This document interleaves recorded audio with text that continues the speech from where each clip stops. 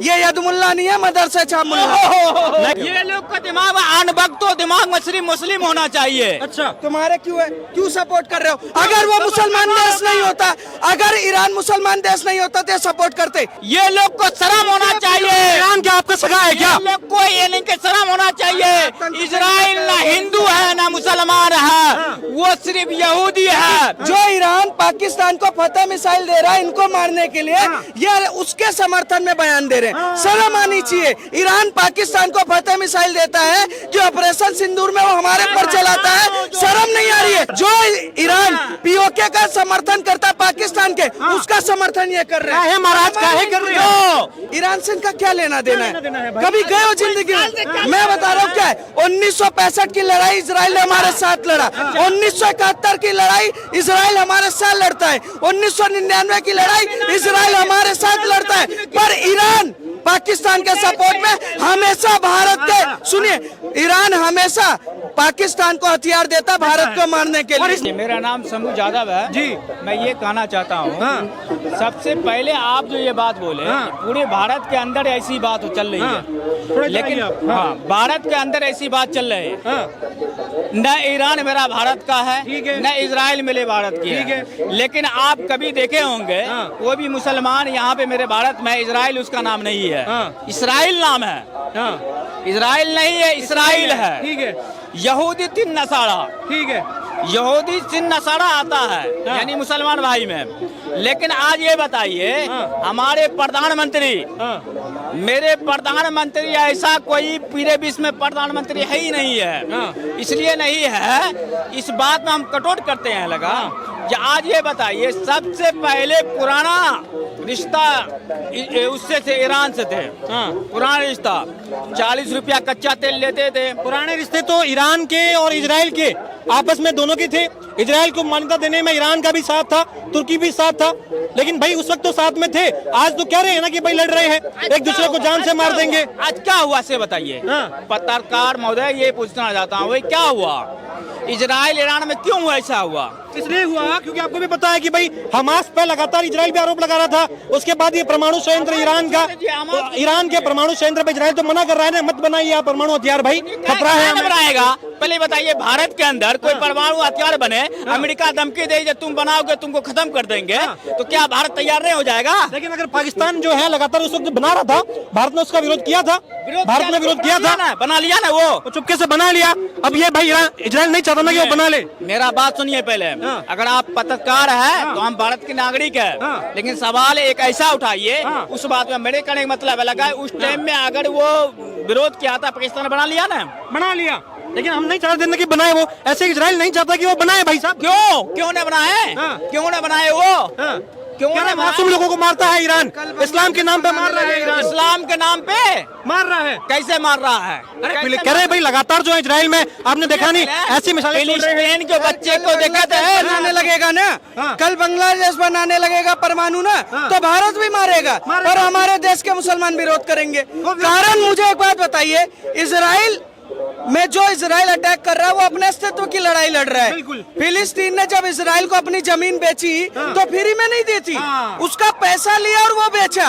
उसके बाद जब वहाँ रहने लगे, आज इजराइल तरक्की पे है, पर फिलिस्तीन कटोरी मांग रहा है। पर पता है कारण क्यों है? क्योंकि वो भिखमंगे हैं, इसलिए बने क्योंकि उन्होंने आतंक का रास्ता चुना और इजराइल ने विकास का रास्ता चुना। भाई साहब कह रहे हैं कि अरे बनाएगा भाई, काहे दिक्कत हो रही है, ईरान की मर्जी है, बनाएगा। सर वो अपने सेल्फ डिफेंस पे कर रहे हैं ना, कल को बांग्लादेश बना लेगा, अफगानिस्तान के साइड उधर बनने लगे तो हम भी ठोकेंगे ना महाराज, अगर बनाएगा तो हम भी ठोकेंगे ना। बांग्लादेश कौन बनाया?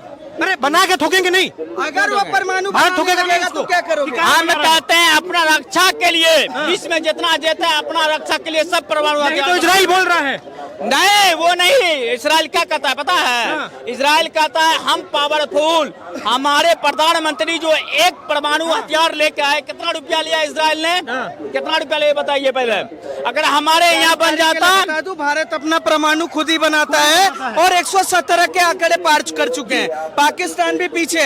ये जानकारी इसलिए होता नहीं है क्योंकि पढ़ लिख कर आते नहीं है, मुझे जहाँ पढ़ा दिया वही पढ़ के आ गए। एक बात बस, एक बात, अरे मुझे एक बात का जवाब चाहिए। चाहिए। मुझे भाई साहब एक सेकंड, मुझे एक बात का जवाब चाहिए। अभी ईरान से जब भारतीय छात्रों को भारत की सरकार सकुशल भारत लेकर के आई, उनके माँ बाप से जब पूछा गया कि भाई आपके बच्चों को लेकर आ गए, खुश है? तो माँ बाप कह रहे हैं कि ईरान में अगर हमारे बच्चे शहीद हो जाते तो अल्लाह के लिए शहीद होते। अरे भाई साहब, कैसे अल्लाह के लिए शहीद होते? कौन सा भारत का युद्ध चल रहा है? सुनिए, यानी तो ज्यादा शौक था तो लड़ लेते ना। हमारे देश में कुछ लोगों के पिछवाड़े में उछल रहा है। मैं कह रहा हूँ जिसको ज्यादा सपने दिख रहे हैं 72 यूरो के, तो जाए वहाँ पर। और इजराइल पिछवाड़े में जब 2 मिसाइल मारेगा ना, सारी यादें भूल जाएंगे। ये मुझे समझ नहीं आ रहा। आतंकवाद, सुनिए, आतंकवाद नहीं काम में आएगी, ये काम में नहीं आएगा। सेफ्टी वहाँ फट जाओगे। हाँ, वहाँ पता नहीं चलेगा कैसे बात बोलते। सुनिए पहले, वहाँ पर 72 यूरो का सपना पूरा हो रहा है। मैं कह रहा हूँ ओवर टाइम पे काम कर रहे हैं वहाँ के लोग। पर ये अजीब बात है कि भारत का लोग ये कह रहा है कि हमारे बच्चे ईरान में शहीद होते तो अल्लाह के लिए शहीद होते, जन्नत नसीब होती उन्हें। वो सबके सब अनपढ़ हैं, गवारे, मदरसे छाप है, इनको पता कुछ होता नहीं है। ये मुंह से सिर्फ मूतना और हगना जानते हैं। मैं जानकारी के लिए बता दूं कैसे। अगर ये इतने समझदार होते ना, जो इजराइल, सुनिए, जो ईरान पाकिस्तान को फतह मिसाइल दे रहा है इनको मारने के लिए, ये उसके समर्थन में बयान दे रहे हैं। शर्म आनी चाहिए कि जो इनको मारने के लिए ईरान पाकिस्तान को फतह मिसाइल देता है, कि ऑपरेशन सिंदूर में वो हमारे पर चलाता है। शर्म नहीं आ रही है? जो ईरान, सुनिए, जो ईरान पाकिस्तान ऑक्युपाइड कश्मीर का, सुनिए, पीओके का, सुनिए, विरोध करता है, वो बात समर्थन सुन लीजिए। जो ईरान पीओके का समर्थन करता है पाकिस्तान के, उसका समर्थन ये कर रहे हैं। महाराज काहे कर रहे हो? ये लोग को शर्म होना चाहिए। ईरान क्या आपका सगा है क्या? लोग को ये नहीं कि शर्म होना चाहिए। इजराइल ना हिंदू है ना मुसलमान है, वो सिर्फ यहूदी है। लेकिन यही इजराइल भारत का सपोर्ट कर रहा है कि पाकिस्तान को सही ठोके हैं। तब तो भाई साहब आप कह रहे शर्म आनी चाहिए। क्या बोला? कह रहे सही ठोके हैं पाकिस्तान को। क्या वो ये मनरुच्चा भी ठोका है, इजराइल ने भी ठोका है। इजराइल साथ में मिलकर ऑपरेशन सिंदूर चला रहा था, इनको पता नहीं होगा, पर ईरान वहाँ चला रहा था। ये वो लोग हैं, सुनिए, ये वो लोग हैं ना। मैं कह रहा हूँ मोदी जी से, जैसे हमारे देश में कुछ पिछवाड़े उछल रहे ना, ये फतह मिसाइल रोकने की जरूरत नहीं थी, S-400 से रोकने की जरूरत नहीं थी। ये कुछ मदरसे छाप के पे जब उतरता ना, वो जब पिछवाड़े पे इनके टूटता, तब इनको समझ आता। आज मुझे समझ नहीं आ रही ईरान से इनका क्या लेना देना है। कभी गए हो जिंदगी में?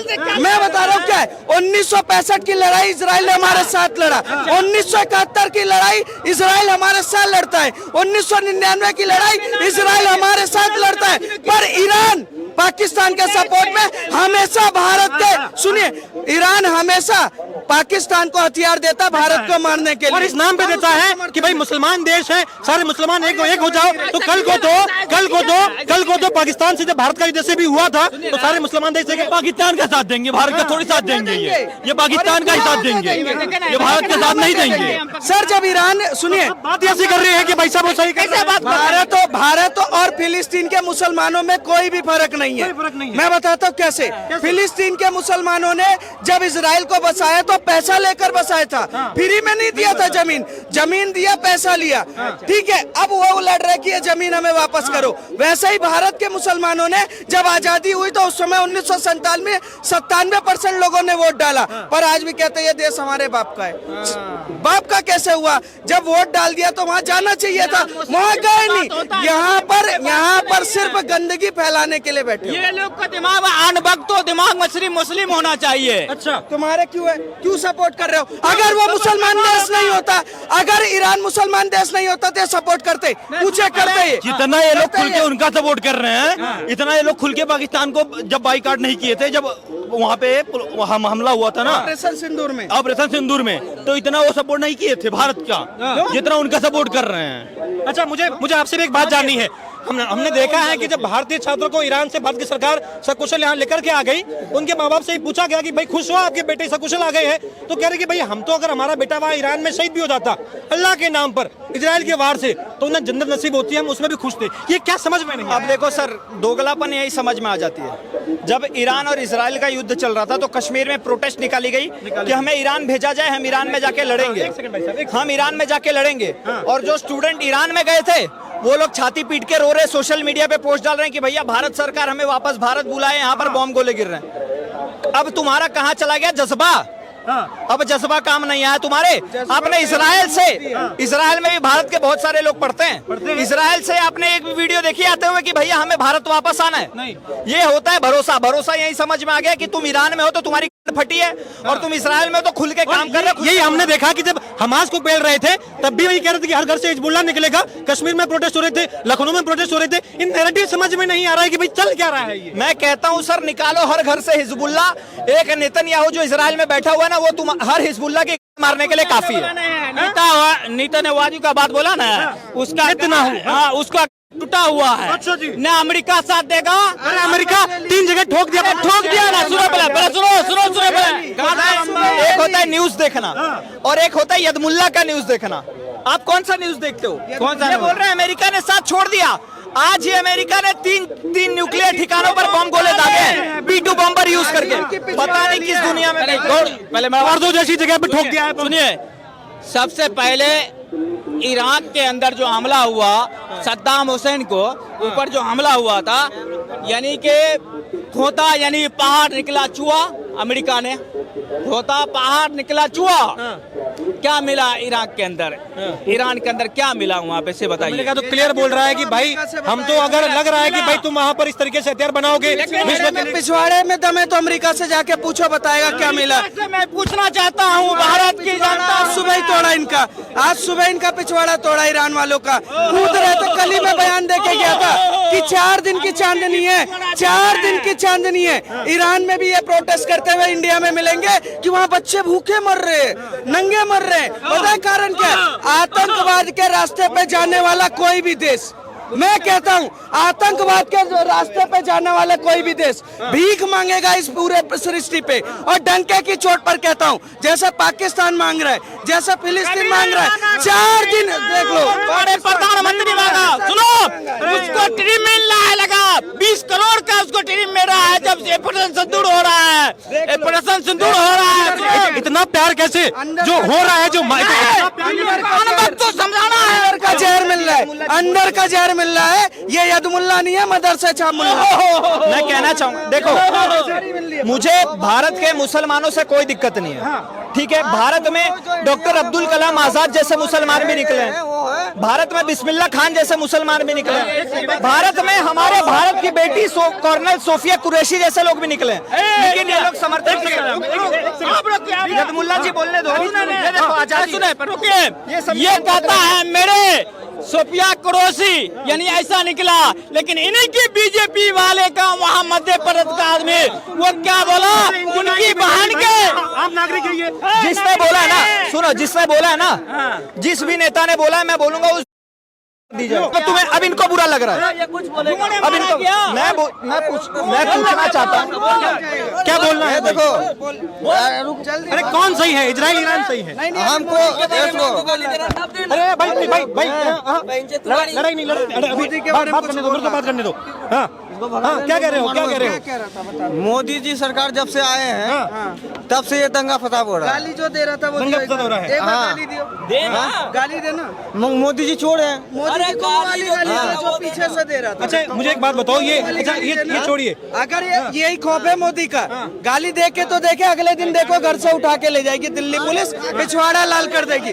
भारत का प्रधानमंत्री मुसलमानों का भी है, हिंदुओं का भी है, सिख का भी है, ईसाइयों का भी है, बौद्धिस्ट का भी है। सबको सम्मान करना चाहिए। मैं कहता हूँ भारत का मुसलमान इस देश के लिए हमेशा वो रहा है, ईमानदार रहा है। हम चाहते हैं अब्दुल कलाम बने, हम चाहते हैं सोफिया कुरैशी बने, हम चाहते हैं कि सब बने, पर हम ये नहीं चाहते कि बुरहान वानी बने। इसी सरकार ने अगर चाहती तो ऑपरेशन सिंदूर की जिम्मेदारी सोफिया कुरैशी को नहीं देती। ये मोदी जी नहीं तय किया होगा, ये भाजपा की सरकार ने तय किया होगा कि भाई सोफिया कुरैशी को ये जिम्मेदारी दो। अगर वो चाहते तो नहीं देते, तो भाई क्या हो जाता?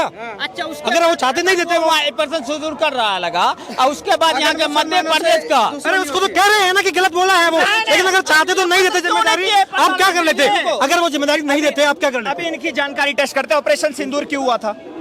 क्यों हुआ था बताओ। हमारे बीजेपी वाले जो बीजेपी वाले? वो सरकार बीजेपी के है। ऑपरेशन सिंदूर काहे हुआ था? हाँ?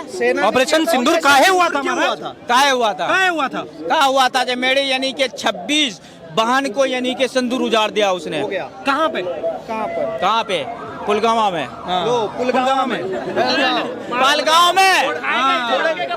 यही जानकारी धीरे धीरे याद आ रहा है। थोड़े देर में भी क्या बोलते पता है, बस यही मैन, क्या नाम था, मैनपुरी में बॉम्ब गिरा था, इस वजह से ऑपरेशन सिंदूर हुआ था। हम आपसे सर मैं कहना चाहता हूं, अगर गलती मानता हूं, बीजेपी सबसे अच्छा यहाँ पे प्रधानमंत्री सब कुछ हो, इनके कार्यकर्ता सब कुछ हो, बस हो गया, इजराइल हो गया, इजराइल के साथ दे, ये इजराइल का ये साथ दे और बढ़िया से फिर बिहार चुनाव जीते, और उसके बाद जो है ना, मैं ये बात कहना चाहता हूँ, हम दे ना दे फिर भी वो टपाटप लेगा ही। ये